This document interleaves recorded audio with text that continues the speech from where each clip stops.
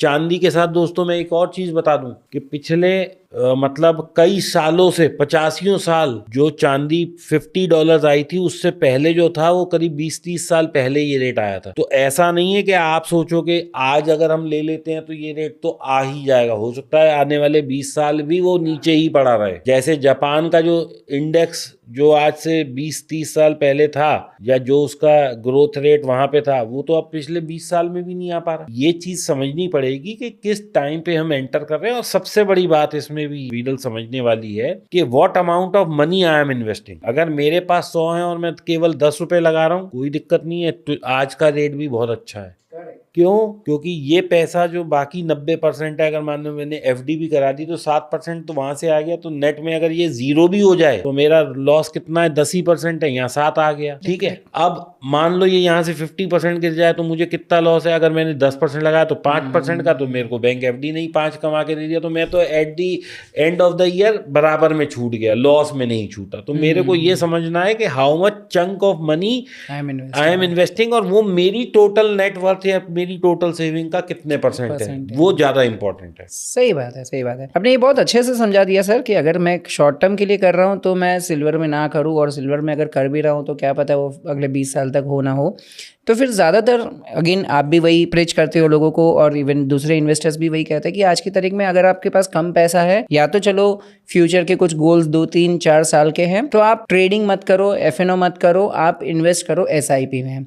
लेकिन अगेन 2026 को देखते हुए ये भी लग रहा है कि अगले 2 साल 3 साल में अगर मार्केट में करेक्शन आया, जो कि एक्सपेक्टेड है, आज अमेरिका क्या कर रहा है सबको पता है, चाइना क्या कर रहा है सबको पता है, एक क्वेश्चन मार्क है कि न्यूक्लियर वॉर हो सकता है। ऐसे में अगर कोई एक मिडिल क्लास बंदा अपने बच्चों के फीस का प्रिडिक्शन करके कि भाई 4 साल के बाद में मुझे उसकी फीस चाहिए, वो सोच करके वो एसआईपी कर रहा है, और अगले 4 साल समझो कि जैसे 2010 से 2013 के बीच में फ्लैट आ गया था मार्केट, तो वैसे अगर 4 साल में फ्लैट आ गया और उसको प्रॉफिट ही नहीं हुआ, तो कहीं ना कहीं तो उसका नुकसान होगा। आप ऐसे केस में बैकअप क्या रखते हो? सर देखो, पहली चीज तो जो बच्चे की फीस के पैसे हैं वो इन्वेस्ट नहीं करते। अगर कोई क्रिटिकल जरूरत है, जैसे पेरेंट्स की इलाज के पैसे हैं, अब मैं उसे बाजार में लगा दूं और पता लगा 2 साल में वो आधे रह गए और तब मेरे फादर बीमार हुए, वो तो I am playing with it. कुछ लोग प्लानिंग करते हैं ना कि भाई मुझे 5 साल के बाद में मेरे बेटे के एमबीए के लिए फीस चाहिए। 10 साल मैंने बताया। हाँ, 10 साल का एक ऐसा साइकिल होता है कि ये ऊपर आ ही जाता है। अब अगर हम ये सोचें कि अब हम 2026 में हैं और यहाँ से अगर गिरावट आई तो क्या ये सारी जिंदगी नहीं उठेगी? 1992 में हमने गिरावट देखी, 1996 में देखी, 2000 में देखी, 2008 में देखी, 2014 में देखी, जब 16 में जब मोदी जी आए थे और वो हुआ था, डिमोनेटाइजेशन हुआ, फिर उसके बाद ईरान इराक का वो हो गया था तब देखी, इधर रशिया यूक्रेन हुआ तब देखी, कोविड आया तब देखी। तो मेजर फॉल्स ही है ना ये। तो क्या इन सब फॉल के बाद मार्केट ऊपर नहीं आया? मार्केट फिर ऊपर आ गया। तो ऐसे ही आज भी अगर हम कहीं इन्वेस्ट करते हैं और वो गिर जाता है और वो ऊपर आ जाता है, तो भाई फिर बढ़ जाएंगे। और ये तो देखो, कहीं भी जब जहां पे नाम आ गया इन्वेस्ट, आप जमीन ले लो, मैंने ऐसे ऐसे लोग देखे, 1 करोड़ का घर लिया था, वो 60 लाख में भी नहीं बिक रहा था जब पैसे की जरूरत थी। करेक्ट। गोल्ड अगर आपने मान लो 32,000 में लिया था, उसके बाद 24 भी आ गया तो नहीं बिका आपका उस रेट में। बिटकॉइन के साथ भी ऐसे ही है, स्टॉक मार्केट के साथ भी ऐसे। तो ये तो जो चीज बाजार में आ गई उसका तो आपको बाजार के साथ ही चलना पड़ेगा। और इसीलिए मैंने आपसे कहा 10 साल से छोटी इन्वेस्टमेंट को मैं छोटा ही कहता हूं। सर आपके एक और मैंने वीडियो में कहीं दिखा था, इसी के रिलेटेड एक टॉपिक के बारे में मैंने सुना था, मार्केट का फिटेड कर्व आप देखते हो, तो ये फिटेड कर्व होता क्या है?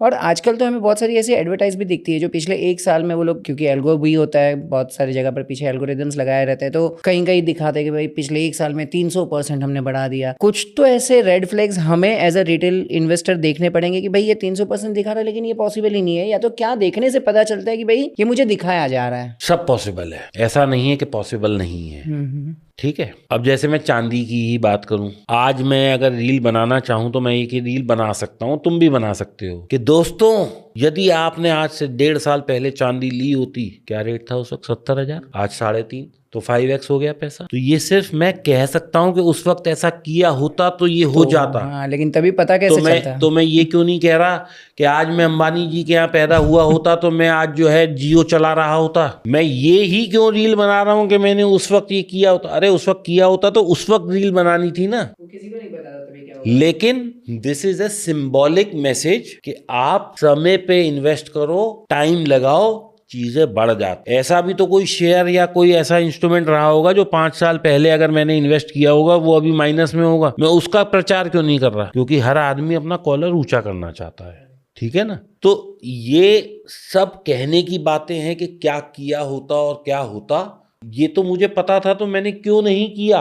जो आदमी ये बात कह रहा है उसे कहना कि तुझे तो पता था, तू तो भगवान का बच्चा है बिल्कुल, तो तू दिखा कि फिर तूने 100 शेयर क्यों लिए जब तुझे इतनी गारंटी थी, या 1 किलो चांदी क्यों ली? लेता ना 100 किलो तब हम मानते ना कि तुझे तो पता था, तेरे को तो पूरा ज्ञान था। If you are so sure then why 100 shares या व्हाई 1 किलो सिल्वर? तब दिखाता कि भाई साहब मेरे को तो पता था, देखो भाई साहब I was so sure about my prediction कि मैंने अपना घर भी बेच दिया तो लगा दिया, मैंने अपना सारा प्रोविडेंट फंड खाली करके लगा दिया, मैंने अपनी सारी एफडी तोड़ के लगा दी, तब दिखाता ना हमें। तो this is all just a myth, market का कुछ नहीं है। अब हम आते हैं फिटेस्ट कर्व पे। भाई साहब पीछे जो हुआ उस बेसिस पे मैं अपना एनालिसिस करूं, कोई गारंटी नहीं है। मैं इसको पता है क्या कहता हूं, जो लोग मेरे से कहते हैं बैक टेस्ट, मैं कहता हूं वीरल जब तुम 5 साल के थे तब तुम 10 किलोमीटर दौड़ सकते थे, क्या आज वीरल दौड़ सकता है? क्यों नहीं दौड़ सकता? मेरे पास तो बैक टेस्ट है, मैंने तो तुम्हारी लाइफ की हिस्ट्री पे बैक टेस्ट बनाया। भाई पहले वीरल जो है 10 रोटी खाता था, आज वीरल क्यों नहीं खाता? पहले वीरल 100 किलोमीटर बाइक चलाने में नहीं थकता था, आज क्यों थक जाता है? मेरे पास तो बैक टेस्ट है यार। तो क्या करूं मैं ऐसे बैक टेस्ट का? आप बताओ मुझे। जब निफ्टी 8,000 पे थी तो 100 पॉइंट नहीं घूमती थी, आज 25,000 पे है, 500 पॉइंट घूम जाती है। तो मेरे पास तो बैक टेस्ट 100 पॉइंट का बोल रहा है, यहाँ 500 घूम रही है। तो क्या ये बैक टेस्ट गलत है या यथार्थ गलत है? ये भी ठीक है, वो भी ठीक था। लेकिन बैक टेस्ट जब मैं करता हूं तो सिर्फ मेरे को ये पता लगता है कि भाई इसका बिहेवियर ऐसा है। सही है, ठीक है कि नहीं। अब मैं इसका एक और उदाहरण देता हूं। मेरे को 100 शेयर लेने हैं एक कंपनी एक्स के, जब उसका प्राइस 800 था वो 50% क्रैश हुआ तो मेरा कितना लॉस होएगा? 400 रुपए। 400 इंटू 100 कितना हुआ?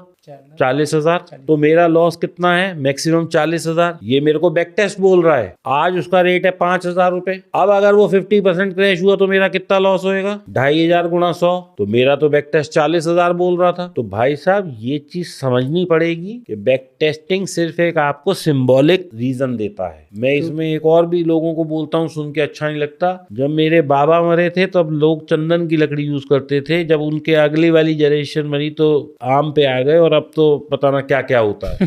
तो समय समय की बात होती है भाई। चंदन जब जरूरत थी तो दुनिया ने चंदन का टीका लगाया, और आज जो मिल रहा है हम उसका वो कर रहे हैं। हम किसी भी चीज को ये नहीं कह सकते कि ऐसा होगा। 10 साल पहले तुम आईपैड चला रहे थे, तुम्हारे पास डायरी खरीदने के पैसे नहीं थे, तो मैं उस बैक टेस्ट का क्या करूंगा? ये है सर। आप ये सारी चीज़ें अच्छे से सिखाते भी हो, और